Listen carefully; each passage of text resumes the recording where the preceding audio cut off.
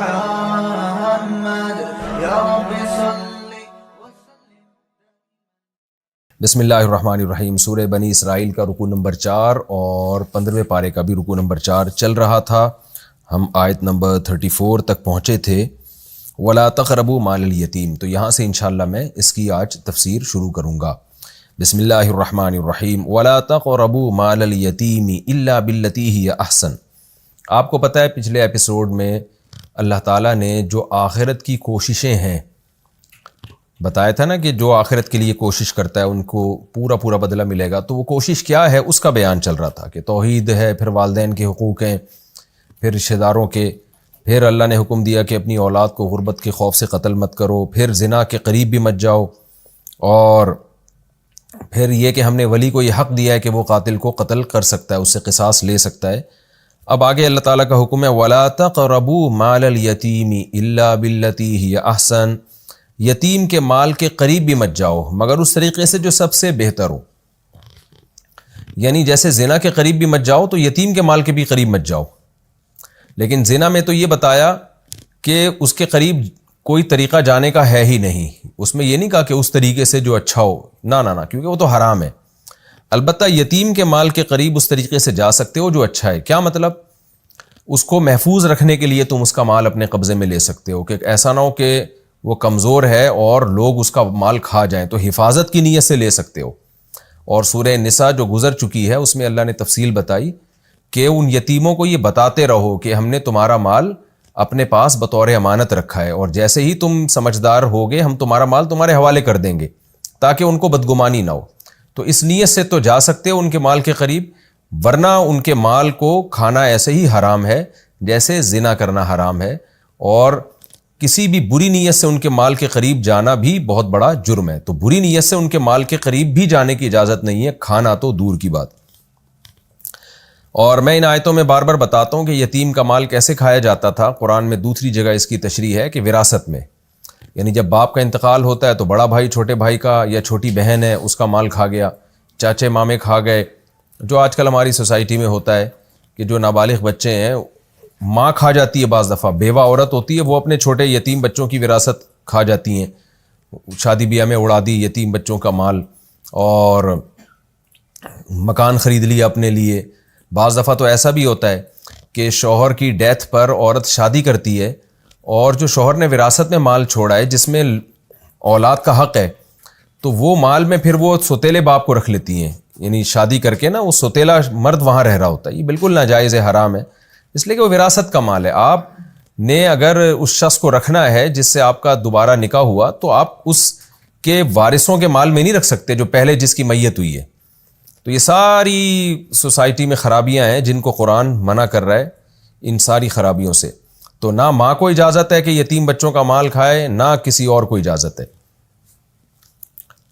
حتیٰ یبلغ اشدہ، یہاں تک کہ جب وہ اپنی بھرپور جوانی کو پہنچ جائیں، جس کی جو یعنی مطلب یہ کہ بالغ ہونے کے بعد سمجھدار بھی ہو جائیں، اور سمجھداری کی جو انتہائی عمر ہے وہ 25 سال ہے۔ 25 سال انتہائی عمر ہے، یعنی ایسا نہ ہو کہ لڑکا 25 سال کا یا لڑکی 25 سال کی ہو گئی پھر بھی آپ اس کا مال اس کے حوالے نہیں کر رہے کہ بچے ابھی نہ سمجھ جائیں، تو نہیں، کیونکہ پھر ظلم کا خطرہ ہے۔ تو اس لیے لاسٹ عمر جو فقہاء نے بیان کی ہے وہ 25 ایئرز ہے، کہ اگر بچے میں سمجھداری پیدا نہیں ہوئی ہے تو اینڈ جو ہے نا 25 سال تک ہے، 25 سال کے بعد آپ مزید ڈیلے نہیں کر سکتے۔ وَأَوْفُوا بِالْعَهْدِ، اور معاہدوں کو پورا کیا کرو، إِنَّ الْعَهْدَ كَانَ مَسْئُولًا، عہد کے بارے میں تم سے سوال کیا جائے گا۔ ایک سوال تو دنیا کرتی ہے یا وہ کرتا ہے جس سے تم نے ایگریمنٹ کیا، اور ایک سوال اللہ کرے گا قیامت کے دن کہ تم نے ایگریمنٹ کیوں توڑا۔ وَأَوْفُوا الْكَيْلَ إِذَا كِلْتُمْ، اور جب تم کیل کرو، ناپو کسی چیز کو تو پورا ناپا کرو، کسٹمر کے ساتھ دھوکہ مت کیا کرو۔ وَزِنُوا بِالْقِسْطَاسِ الْمُسْتَقِيمِ، اور سیدھے پیمانے کے ساتھ تولا کرو، وزن کیا کرو کسی بھی چیز کا۔ یعنی اس زمانے میں کیل اور وزن ہی کے ذریعے چیزوں کو ناپا جاتا تھا۔ کیل میں بار بار بتا چکا ہوں، لیٹر جیسے ایک مخصوص برتن ہے نا، جیسے ایک لیٹر ہوتا ہے، تو ایک مخصوص برتن میں جتنی چیز آ جائے، اس زمانے میں یہ سا اور مد یہ پیمانے تھے۔ تو اللہ تعالیٰ فرما رہے ہیں کہ لوگوں کے ساتھ, کسٹمر کے ساتھ دھوکہ مت کیا کرو.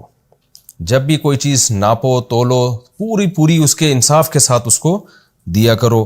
ذالک خیر, یہ بہتر چیز ہے. وَأَحْسَنُ تَأْوِيلًا, تعویل کا لفظ بھی میں کئی بار ڈیفائن کر چکا ہوں, ایکسپلین کر چکا ہوں.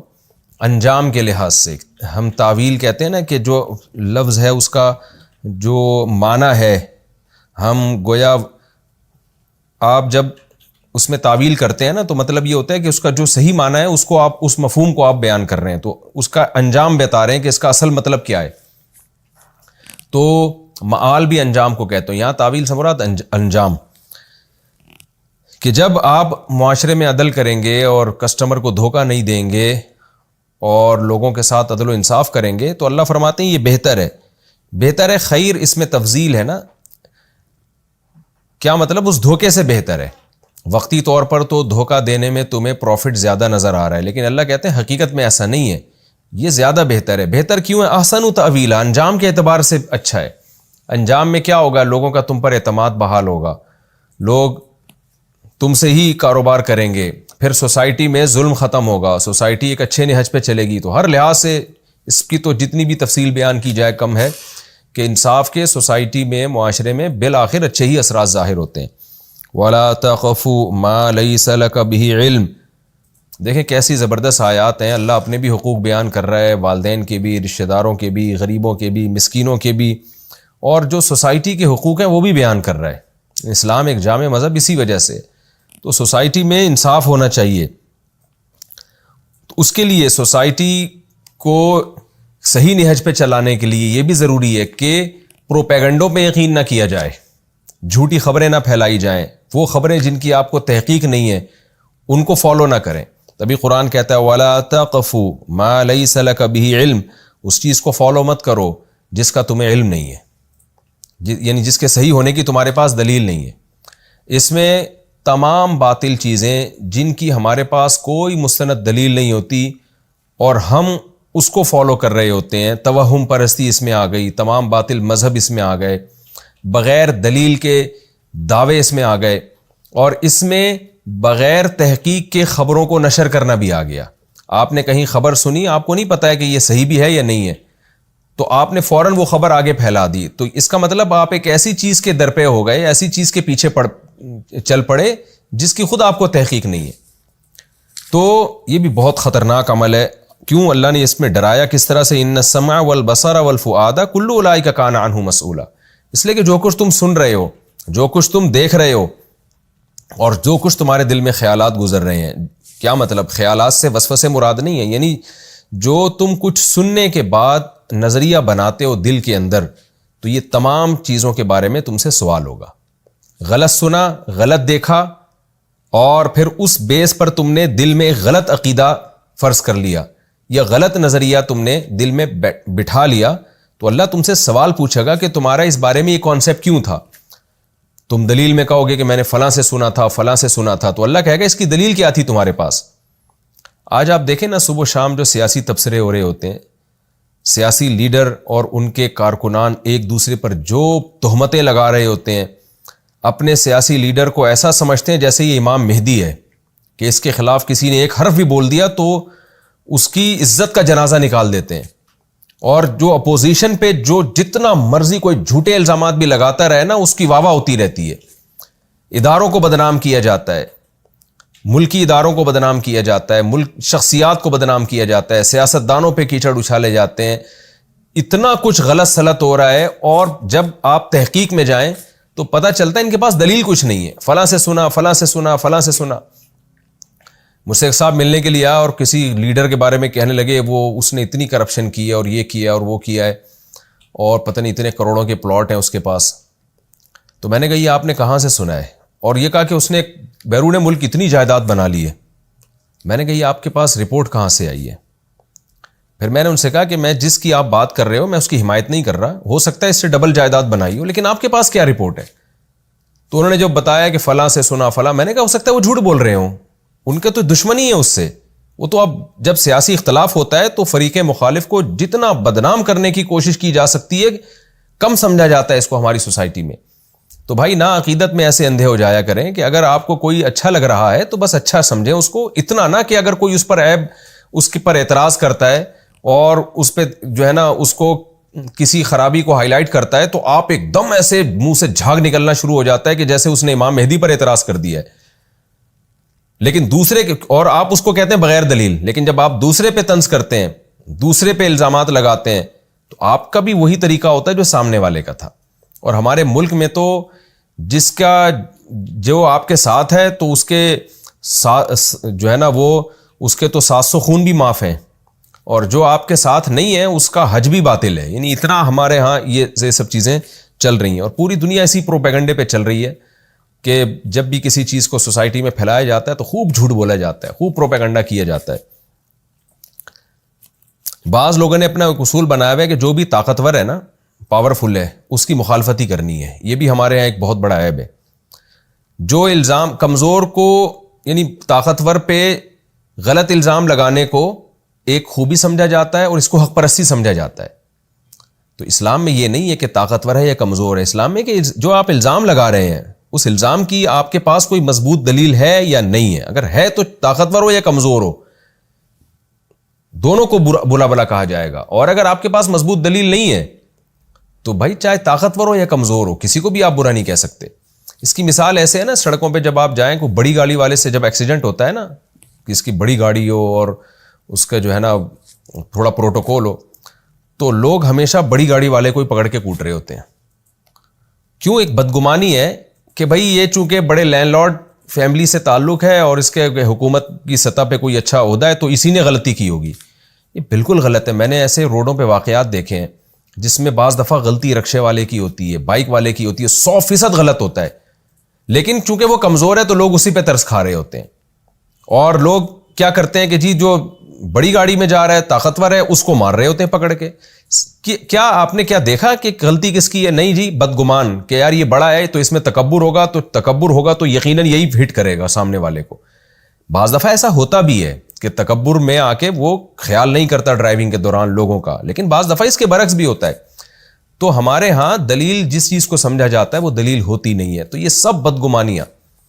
اسی طرح یاد رکھیں فقہا سے بھی لوگ بدگمان ہوتے ہیں. آپ کا علم کم ہے، آپ نے ایک فقیہ کا مسئلہ سنا، فوراً یوٹیوبرز اس کے خلاف کلپ بنا دیتے ہیں جو نئے نئے اسکالرز آ رہے ہیں کہ دیکھو امام حنیفہ نے یہ لکھا، امام شافعی نے یہ لکھا، فلاں عالم نے یہ لکھا، فلاں بزرگ نے یہ لکھا، یہ سب 2 نمبر ہیں. تو آپ اتنی جلدی بدگمان کی ہوتے ہیں؟ آپ اس کی تحقیق کریں. ہو سکتا ہے ان کی دلیل تک آپ کا دماغ نہ پہنچا ہو، آپ کی وہاں تک نالج نہ ہو، یا آپ کا مینٹل لیول ہی نہ ہو ان کی دلیل کو سمجھنے کی، آپ میں صلاحیت ہی نہ ہو. تو ہر جگہ بدگمانیاں، بغیر دلیل کے الزامات. یوٹیوب پہ آپ دیکھ لیں، کسی کو بھی ذلیل کرنا ہو، رسوا کرنا ہو، 2 منٹ لگتے ہیں اس کی عزت کا جنازہ نکالنے میں. میں تفسیر میں ایسے واقعات نہیں سناتا، لیکن ابھی ایک مثال سامنے آئی، مولانا طارق جمیل صاحب پہ الزام لگائے گئے 49 ارب کی جو ہے ان کے بینک سے ٹرانزیکشن ہوئی ہے. اس کو اتنا پروموٹ کیا گیا کہ میں بھی سمجھنے لگا کہ ایسا ہوا ہوگا، لیکن چندے وندے کی رقم آئی ہوگی، ظاہر ہے وہ کرپٹ تو نہیں ہے. لیکن جب میں متعلقہ لوگوں سے ملا، بینک والوں سے ملا جا کے، تو انہوں نے کہا کہ ایسا کچھ بھی نہیں ہے. تو میرا خیال یہ تھا کہ ایف بی آر والوں نے غلط نوٹس بھیجا ہے، تو انہوں نے بتایا کہ ایف بی آر نے بھی کوئی نوٹس نہیں بھیجا. آپ دیکھیں کچھ بھی جب صحیح ذرائع سے آپ تحقیق کرتے ہیں نا تو کچھ بھی نہیں نکلتا، لیکن پروپیگنڈا ایسے ہو جاتا ہے. مفتی نعیم صاحب رحمت اللہ علیہ جب ان کا انتقال ہوا تو ان کے بیٹوں پر یہ تہمتیں لگی، الزام لگا اربوں روپے کا. جب میں نے جا کے ان کے پرسنلی ملا، یا میں تو بینک مینیجر سے بھی ملا، تو انہوں نے بھی کہا کچھ بھی نہیں ہے، اتنے پیسے ہی نہیں ان کے اکاؤنٹ میں پڑے ہوئے. لیکن آپ میڈیا پہ خبریں دیکھیں کیسی چل رہی ہیں اور لوگ تبصرے کر رہے ہیں. تو میں لوگوں کے شخصی واقعات اس تفسیر کے لیکچر میں نہیں بتاتا، لیکن یہاں میں آپ سے بتا رہا ہوں کہ ہم اپنی موت خود ہی مر جائیں گے. اور اسی طرح یاد رکھو غیر مسلم کے بارے میں بھی بدگمانی جائز نہیں ہے جب تک آپ کے پاس دلیل نہ ہو. بعض دفعہ ہر چیز امریکہ کے کھاتے میں ڈالی جا رہی ہوتی ہے، بعض دفعہ ہر چیز غیر مسلموں کے کھاتے میں ڈالی جا رہی ہوتی ہے. اصل میں یہ ان کو پروموٹ کر رہے ہیں، اصل میں یہ نہیں چاہتے. بعض دفعہ وہ ان کو اس سے کوئی غرض ہی نہیں ہوتا، ہم ہی نہیں چاہ رہے ہوتے ترقی کرنا. تو ان آیات کا خلاصہ یہی ہے کہ لا تقف ما لیس لک بہ علم، جس کی تمہارے پاس مضبوط دلیل نہ ہو اس کے پیچھے مت چلو، اس کو فالو مت کرو کیوں؟ ان السمع والبصر والفؤاد، تم سے تمہارے اعضاء کے بارے میں سوال کیا جائے گا، بغیر تحقیق کے بات کان لگا کے تم نے سنی کیوں؟ جب تمہیں پتہ ہے یہ اس بات کا اہل ہی نہیں ہے تو سنتے کیوں ہو؟ اور ایسی چیز دیکھتے کیوں ہو جس کے بارے میں تمہیں خود یقین نہیں ہے کہ یہ جو میں دیکھ رہا ہوں یہ حقیقت میں ایسے ہے یا نہیں ہے، اور اس سن اور دیکھنے کے بعد پھر تم دل میں غلط عقیدے کیوں بناتے ہو، غلط کانسیپٹ کیوں بنا دیتے ہو؟ تو جب تک ہمارے پاس کسی بات کی کوئی دلیل نہ ہو تو ہم اس وقت تک اس کو فالو نہیں کر سکتے۔ اچھا، اس آیت کا بعض لوگوں نے غلط مفہوم بھی بیان کیا۔ ہر آدمی، میں نے بتایا نا، فرقہ پرست لوگ قرآن کی آیتوں کو غلط جگہ پھیرتے ہیں۔ بعض لوگوں نے کہا کہ دیکھو جو لوگ مجتہدین کو فالو کرتے ہیں ان کے پاس بھی تو مسئلے کی دلیل نہیں ہوتی، صرف اس بیس پہ فالو کر رہے ہوتے ہیں کہ فلاں عالم کا قول ہے۔ تو خوب سمجھ لیں، فَاسْأَلُوا أَهْلَ الذِّكْرِ إِن كُنتُمْ لَا تَعْلَمُونَ، قرآن کا حکم ہے اگر تمہارے پاس علم نہیں ہے تو پھر تم علماء سے پوچھو، کیونکہ ہر چیز کا ہر ایک کے پاس علم نہیں ہوتا۔ تو ایسی صورت میں دلیل عالم، ایک عامی آدمی کے لیے عالم کا قول ہی دلیل ہوگا۔ جیسے آپ نے میڈیکل سائنس کا علم حاصل نہیں کیا تو ڈاکٹر سے آپ پوچھیں گے، تو یہ چیز اندھی تقلید نہیں کہلائے گی، یہ تو قرآن کا حکم ہے کہ جس چیز کا علم نہیں ہے تو اہل علم سے پوچھو۔ میڈیکل سائنس کا علم نہیں ہے تو ڈاکٹر جو کہے گا اس کو ماننا پڑے گا۔ تو یہ اس میں داخل نہیں ہے کہ لا تخف ما لیس لک بہ علم، بلکہ یہ اس میں داخل ہے کہ تمہارے پاس علم ہے۔ علم کیا ہے کہ عقل بھی یہ کہتی ہے، علم بھی یہ کہتا ہے کہ جو جس فیلڈ کا ماہر ہوتا ہے اس کو فالو کیا جاتا ہے۔ تو اس میں فقہا کو فالو کرنا یہ اس آیت کے تحت داخل ہے۔ یہ بغیر دلیل کے کسی کو فالو کرنا نہیں ہے، بلکہ جس کے عالم اور مجتہد ہونے پر دلیل قائم ہو چکی ہے، اور وہ دلیل ہے اجماع امت۔ جیسے امام بخاری نے کہہ دیا کہ یہ تمام احادیث میں صحیح لے کر آیا ہوں تو امت نے مان لیا۔ کیوں؟ ہمارے پاس امام بخاری کے برحق ہونے کی دلیل ہے۔ وہ دلیل کیا ہے کہ اجماع ہے کہ پوری امت نے ان کو مانا ہے، ان کے محدث ہونے کو تسلیم کیا، علم حدیث میں ان کے کمال کو تسلیم کیا۔ تو ایسے ہی مجتہدین کے اجتہادی صلاحیتیں اور ان کے ایک کامل علم کو پوری امت نے مانا ہے۔ تو اب اگر کوئی ان کو فالو کرتا ہے تو دلیل ہی کو فالو کرنا کہلائے گا۔ مصنف ابن ابی شیبہ اور مصنف عبدالرزاق اور دیگر حدیث کی کتابوں میں صحابہ کرام، تابعین کے بہت کثرت سے ایسے فتوے موجود ہیں جن میں ان سے فتویٰ لیا گیا، انہوں نے دلیل نہیں دی بلکہ بس فتویٰ دے دیا کہ یہ جائز ہے یہ ناجائز ہے۔ تو ظاہر ہے اس کو ہم اندھی تقلید نہیں کہہ سکتے۔ وجہ اس کی ہے کہ صحابی رسول کی بات پر عمل کر رہے ہیں نا ایک شخص، اور صحابی بھی وہ جو نبی کے پاس انہوں نے اتنا ٹائم گزارا ہو۔ تو ایسے بہت سارے فتوے ہمیں ملتے ہیں حدیث کی کتابوں میں کہ ایک تابعی آئے اور صحابی رسول سے مسئلہ معلوم کیا، انہوں نے جواب دے دیا۔ تو اب اس کو ہم یہ نہیں کہیں گے وہ بغیر دلیل کے کسی بات کو مان رہے ہیں۔ بھائی بغیر دلیل کے نہیں مان رہے، ایک ایسے شخص کی بات کو مان رہے ہیں جس کا برحق ہونا دلیل سے ثابت ہے۔ تو ایسے کی بات کو ماننا دلیل ہی کو فالو کرنا کہلاتا ہے۔ جیسے کہ حدیث میں آتا ہے انما شفاء العی السؤال، عاجز کی جو شفا ہے نا وہ سؤال میں ہے۔ جو علم سے، جس کے بعد خود علم نہیں ہے تو وہ سوال کرے گا تو جو اسے جواب ملے وہی اس کو اسی میں شفا ملے گی۔ البتہ یہ ضرور ہے کہ وہ علماء جن کے پاس علم تو ہے مگر قرائن سے یا دلائل سے پتہ چل جائے کہ یہ اہل باطل کو فالو کرتے ہیں یا یہ خواہشات نفسانیہ کو فالو کرتے ہیں، مسائل بتانے میں اللہ کے خوف سے کام نہیں لیتے، امت کو گمراہ کرتے ہیں، پھر ایسے علماء کو فالو کرنا اس آیت کی روشنی میں حرام ہوگا۔ جیسے آپ کو پتہ چل جائے کوئی ڈاکٹر 2 نمبر ہے تو کتنا ہی بڑا ڈاکٹر ہو آپ اس سے علاج نہیں کرائیں گے۔ تو عالم بھی ہو، باعمل بھی ہو۔ باعمل کا مطلب اس میں اللہ کا اتنا خوف ہو کہ وہ لوگوں کو میں غلط بیانی سے کام نہ لیتا ہو۔ آگے اللہ تعالیٰ کا ارشاد ہے وَلَا تَمْشِ فِي الْأَرْضِ مَرَحًا، اور زمین میں اترا کے مت چلو، تکبر کے ساتھ مت چلو۔ إِنَّكَ لَن تَخْرِقَ الْأَرْضَ، تو یعنی انکا کا مطلب مخاطب، ہر وہ شخص جو قرآن کی تلاوت کر رہا ہے یا قرآن کا درس سن رہا ہے اللہ اس کو خطاب کر رہے ہیں کہ تو زمین کو پھاڑ نہیں سکتا، یعنی اپنی پاؤں کی طاقت سے۔ جب انسان تکبر سے چلتا ہے نا تو 2 چیزیں ہوتی ہیں، ایک چال بہت زور سے زمین پہ رکھتا ہے اور ایک سینہ بہت اوپر کی طرف اکڑ آتا ہے۔ تو اللہ کہہ رہے ہیں بھائی تو کتنا اونچا ہو جائے گا، تو پہاڑوں کی بلندی کو تو نہیں کراس کر سکتا نا، اتنا اونچا تو ہو نہیں سکتا تو، اور نہ تیرے پاؤں میں اتنا دم ہے کہ تو زمین کے سینے کو پھاڑ دے۔ یہ ایک جیسے ہم کسی کو سمجھا رہے ہوتے ہیں نا کہ تو جو ہے تیری حیثیت کیا ہے، تیری اوقات کیا ہے۔ صبح و شام ہم محاوروں میں اس طرح کے جملے استعمال کرتے ہیں نا کہ تو کیا کر سکتا ہے۔ جیسے قرآن مشرکین کے بارے میں کہتا ہے کہ تم جن بتوں کو پوجتے ہو ایک مکھی تک تو بنا نہیں سکتے وہ۔ تو یعنی اللہ فرماتے ہیں تمہارے پاؤں میں اتنا زور نہیں ہے کہ ایک نرم زمین کو تم پھاڑ ڈالو، اور نہ تم اتنے اونچے ہو سکتے ہو کہ پہاڑوں کی بلندیوں کو کراس کر جاؤ۔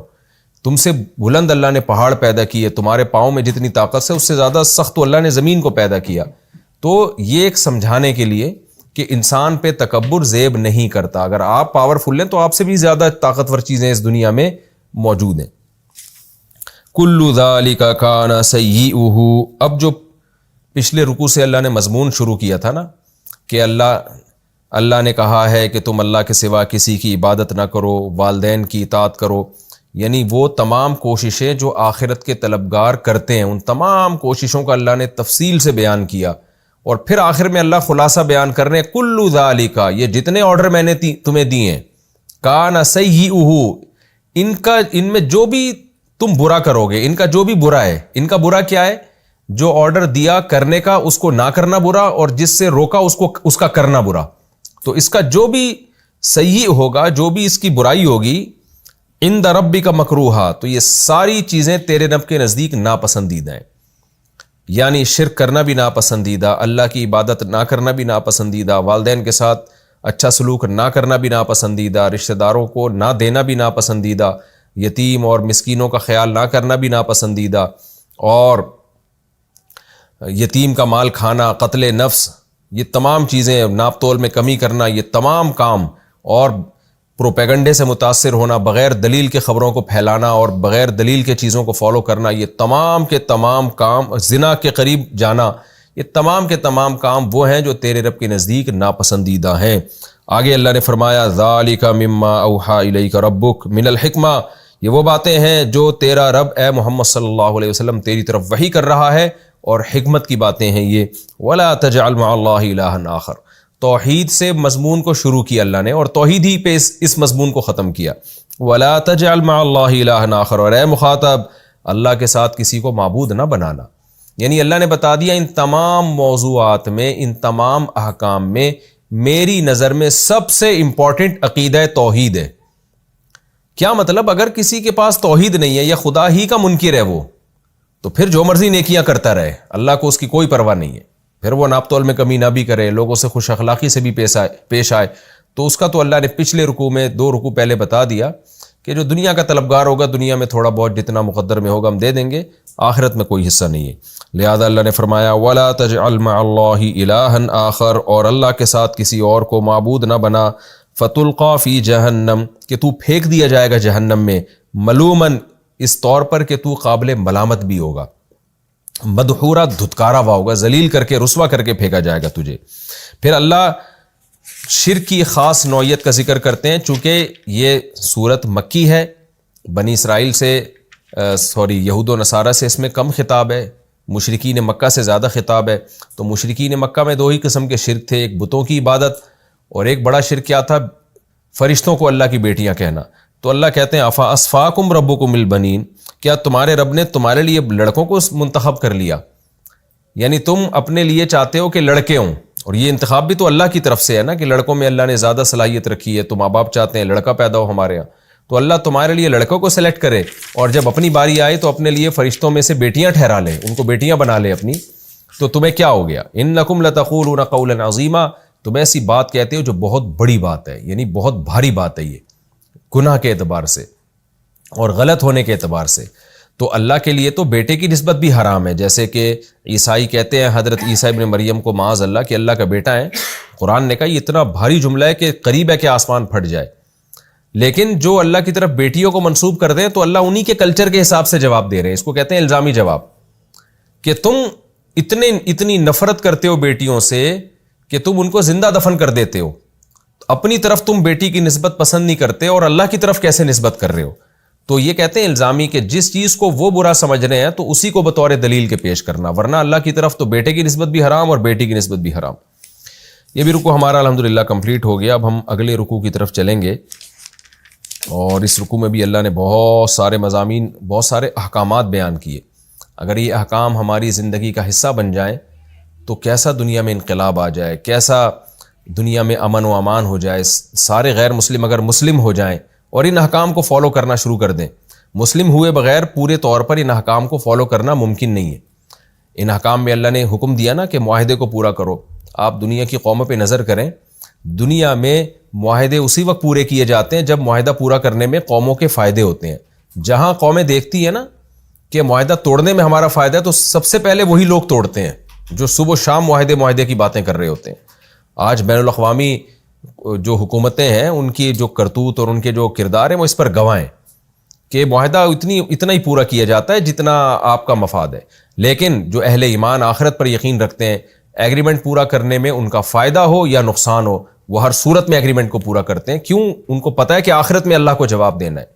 تو جب تک آخرت کا پر ایمان نہیں ہوگا، نہ ماں باپ کے حقوق کا تحفظ ہوگا، نہ رشتہ داروں کے حقوق کا تحفظ ہوگا، نہ دنیا میں حقیقی معنوں میں امن قائم ہوگا، اور نہ ہی دنیا میں حقیقی معنی میں انصاف ہوگا. آج جو لوگ کسٹمر کے ساتھ اچھا طریقے سے پیش آتے ہیں نا، ان کو پتہ ہے کہ اچھے طریقے سے پیش آئیں گے تو کسٹمر ہم سے جڑا رہے گا. جہاں ان کو اندازہ ہوا نا کہ اب ہمیں اس میں نقصان کا خطرہ ہے تو وہی لوگ دھوکہ دینا شروع کر دیں گے. تو یہ دنیا یہ جو اس کی اخلاق کی جو بنیاد ہے نا، یہ ایک بلبلے پہ قائم ہے، اس کی مضبوط بنیاد نہیں ہے. تو مضبوط بنیاد عقیدہ توحید اور عقیدہ آخرت ہے. اس بنیاد پہ جب انسان اچھا عمل کرتا ہے تو وہ اس عمل میں مضبوطی ہوتی ہے، وہ مضبوط بیس پہ قائم ہوتا ہے.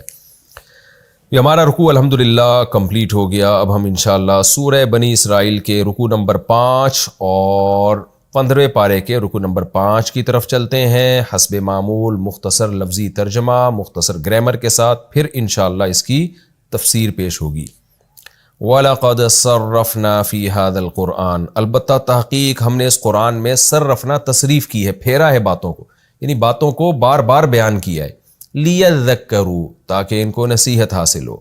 وَمَا يَزِيدُهُمْ إِلَّا نُفُورًا، لیکن یہ ہمارا پھیرنا، بار بار احکام کو مکرر لے کے آنا، ریپیٹ کرنا، توحید کے مضمون کو، آخرت کو، پھر مختلف احکامات کو ریپیٹ کرنا، ما یزیدہم، ان لوگوں میں اضافہ نہیں کرتا، الا نفورا، مگر نفرت کے اعتبار سے، یعنی ان کی نفرت میں اور اضافہ ہو رہا ہے. ہوتا تو یہ کہ جب بار بار کوئی بات کہی جاتی ہے تو پہلی دفعہ میں نہیں، دوسری دفعہ میں بات سمجھ میں آتی ہے، تیسری دفعہ میں سمجھ میں آ جاتی ہے. لیکن اللہ کہہ رہے ہیں ان مشرکین کا حال یہ ہے کہ جتنی نصیحت کی جا رہی ہے ان کی نفرت میں کمی کے بجائے اور روز بروز اضافہ ہوتا چلا جا رہا ہے. قُلْ لَوْ كَانَ مَعَهُ آلِهَةٌ، اے نبی آپ ان کو ایک دلیل دیجئے شرک کی نفی کی. آپ نے جو دعویٰ کیا ہے نا ایک خدا ہے، اس کے ساتھ کوئی شریک نہیں، ان کو ایک دلیل دیجئے. لَوْ كَانَ مَعَهُ آلِهَةٌ، بتاؤ اگر اللہ کے ساتھ اور بھی معبود ہوتے، الہ کی جمع آلہہ، کما یقولون، جیسے کہ یہ لوگ دعویٰ کرتے ہیں. اذا لبتغوا، اذن کا مطلب اذ کان کذا، اگر ایسا ہوتا اللہ کے علاوہ اور بھی معبود ہوتے تو لبتغوا، ابتغا کا معنی تلاش کرنا، چاہنا، لابتغوا تھا الف سائلنٹ ہو گیا، لبتغوا الی ذی العرش، تو وہ تلاش کر لیتے عرش والے کی طرف، سبیلا، کوئی نہ کوئی راستہ، وہ بھی وہاں پہنچ جاتے، یعنی لڑ پڑتے، لڑائیاں ہو جاتی. تفسیر میں ڈیٹیل بتاؤں گا انشاءاللہ. سبحانہ، وہ اللہ ریب سے پاک ہے، وتعالی، اور بلند ہے، عما یقولون، ان باتوں سے جو یہ لوگ کر رہے ہیں مشرکین، علواً کبیرہ، بہت بلند ہے، اس کی شان اس شرک سے بہت بلند ہے.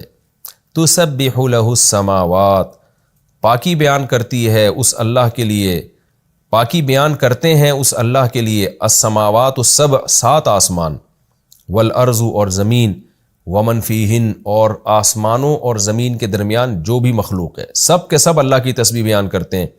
وَإِن مِّن شَيْءٍ، اور نہیں ہے کوئی بھی چیز، الا، مگر، یسبح، وہ اللہ کی تسبیح بیان کرتی ہے، بحمدہ، اس کی حمد کے ساتھ. تسبیح کا معنی کیا ہوتا ہے؟ اللہ کو پاک قرار دینا عیب سے، کہ کوئی عیب اس میں نہیں ہے. اور تحمید کا معنی کہ تمام اچھی صفات کو اس کی طرف منسوب کرنا. تو اس لیے اللہ کی جو کامل تعریف ہے نا وہ سبحان اللہ و بحمدہ ہے، کہ اللہ عیب سے پاک ہے، یہ ایک تعریف ہوئی، اور تمام خوبیاں اس میں موجود ہیں. وَلَٰكِن لَّا تَفْقَهُونَ تَسْبِيحَهُمْ، لیکن تم لوگ نہیں سمجھتے تسبیحہم، اس مخلوق کی تسبیح کو. إِنَّهُ كَانَ حَلِيمًا، بے شک اللہ تعالیٰ بہت بردبار، غفوراً، اور معاف کرنے والا ہے.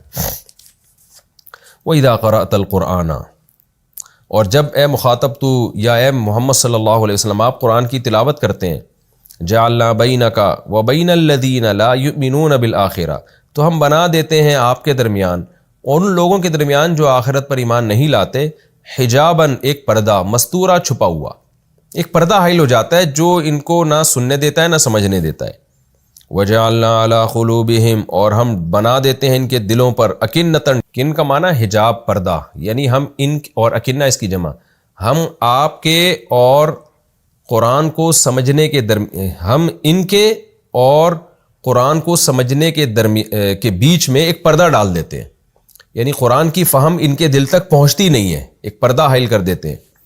وفی آذانہم وقرا، اور ان کے کانوں میں، آذان اذن کی جمع ہے، کانوں میں وقرا، ٹاٹ نہیں ہوتا جو بوتل میں لگا دی جاتی ہے، تاکہ یہ پھر سن بھی نہیں سکتے۔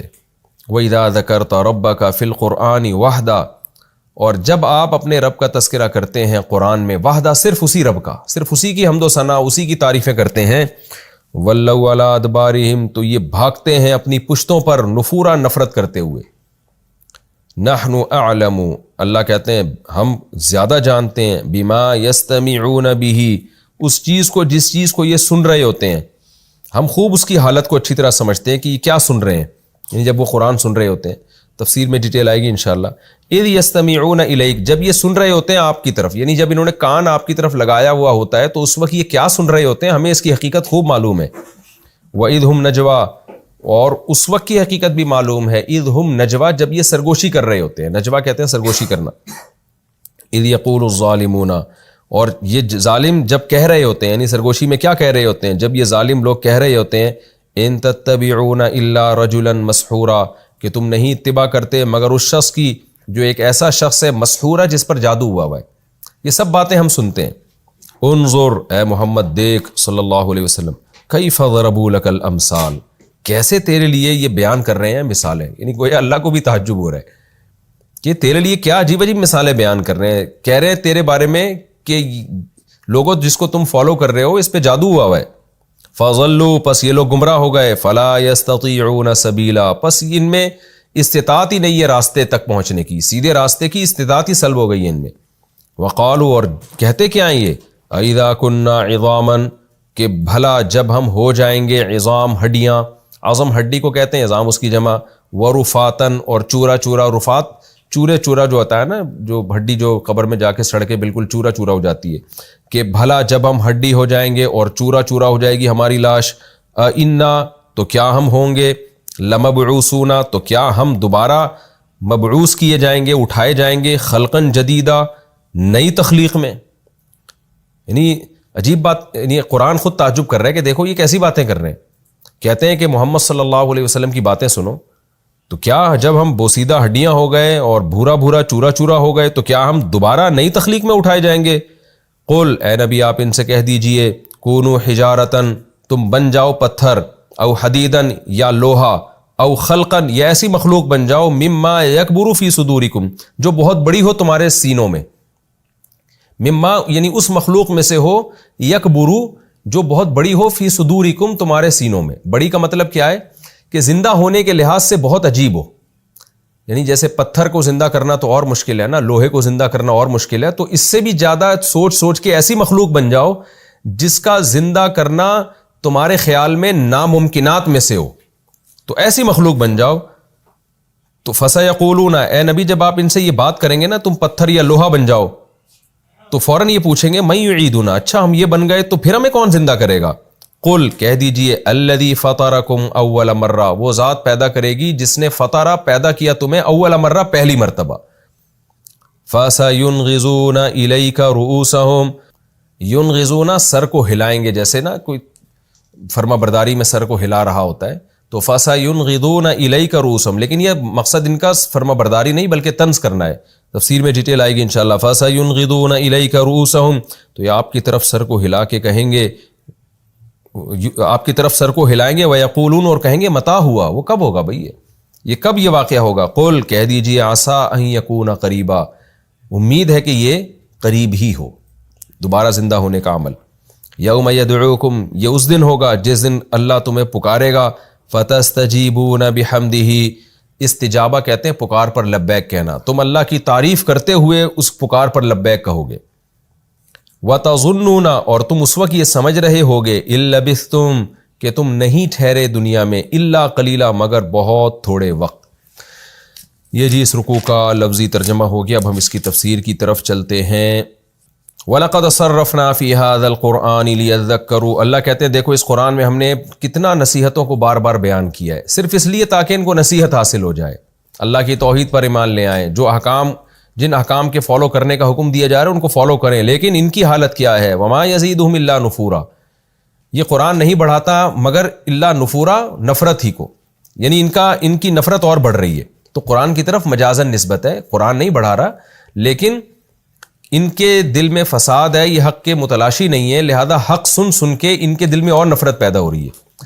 اس کی مثال ایسے جیسے ہم کہتے ہیں نا کہ یار اس کے سامنے حق بات بیان کرو گے نا تو یہ حق بیان کرنا اور زیادہ نفرت پیدا کرے گا۔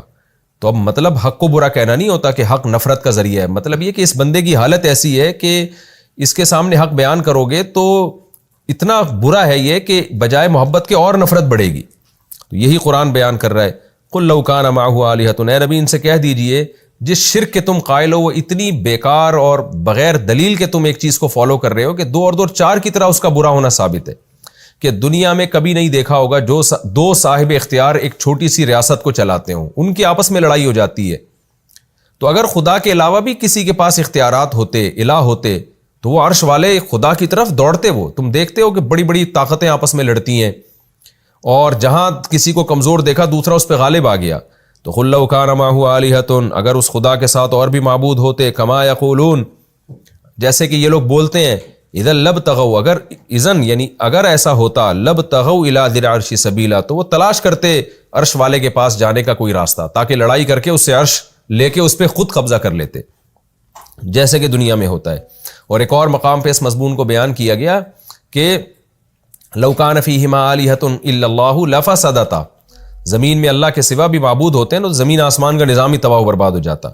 سبحانہ، لہذا وہ اللہ ہر عیب سے پاک ہے، وتعالی، اور بلند ہے، عما یقولون، ان باتوں سے جو یہ کرتے ہیں، علوا کبیرہ، بہت بلند ہے، اور اس کی تو یہ شان ہے، تسبح له السماوات السبع، جو کچھ آسمان 7 آسمان اس کی تسبیح بیان کرتے ہیں، اور زمین بھی، ومن فیہن، اور جو مخلوق بھی آسمان اور زمین کے درمیان ہے۔ یہ تسبیح جو ہے نا بذریعہ حال بھی ہوتی ہے، اور جو اللہ نے ان کو قوت گویائی جو ان کے شان کے مناسب ہے اس حساب سے بھی ہوتی ہے۔ بذریعہ حال کیا کہ کائنات کا ذرہ ذرہ گواہی دے رہا ہے کہ اللہ ہر عیب سے پاک ہے اور تمام تعریفوں کا لائق اللہ ہے، تو یہ اس طرح سے تسبیح کر رہے ہیں۔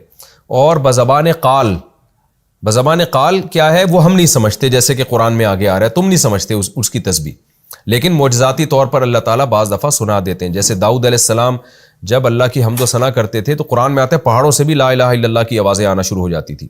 صحیح بخاری کی حدیث ہے، عبداللہ بن مسعود رضی اللہ تعالیٰ عنہ فرماتے ہیں کہ ہم نے کھانے کے لقموں کو تسبیح کرتے ہوئے خود اپنے کانوں سے سنا ہے رسول اللہ صلی اللہ علیہ وسلم کی موجودگی میں۔